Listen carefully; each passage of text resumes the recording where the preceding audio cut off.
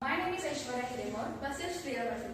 So, firstly, I want to start with a question, that is, how we have using plastic on daily basis. I think all of us, right? And I hope that you know how plastic is harmful for us. But still, we can notice that plastic is in everything in our surrounding. Like in morning, in toothbrush, from to college, in chairs, water bottles, pen, pencil, rulers, TV, radio, in everything there is plastic is present. But do you know where this plastic come from? Who invented this plastic? And how this plastic become irreplaceable part of our lives. So let's talk about it.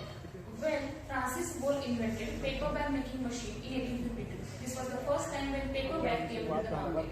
This was the beginning of grocery bags as we know it.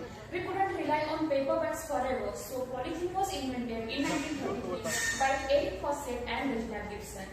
Afterwards, Stanley Lee invented grocery bags in 1965. Mobil Chemicals also began to produce their own plastic bags in 1965. Then major grocery chains like Safeway and Kroger replaced their paper bags with plastic one. By 1985, 75% of supermarkets offered plastic as an option to their customers. This modern plastic is made from the coal tar and petroleum fuels. These are flexible, moldable, really strong and long-lasting. Because of that, plastic became main war material in World War II. At that time, many chemical companies built huge factories to turn coal tar into plastic. These factories make helmets and other war materials which are used in World War II. After the war, these chemical companies wanted to keep selling plastic, so they began to market plastic as convenient, easy and modern to use.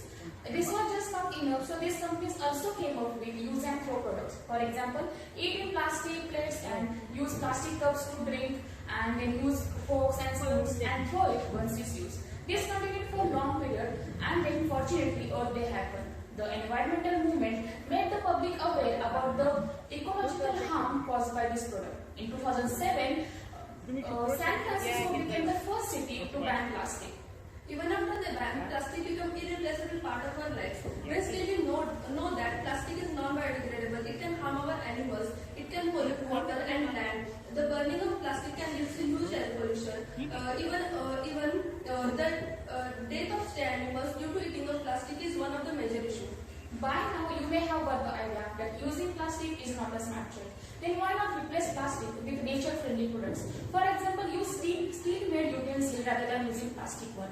Use cloth-made bags rather than plastic bags. Throw your plastic garbage in containers so that it doesn't get eaten by animals or doesn't get choked in the drainage. Don't bury or burn plastic because eventually it will damage the environment.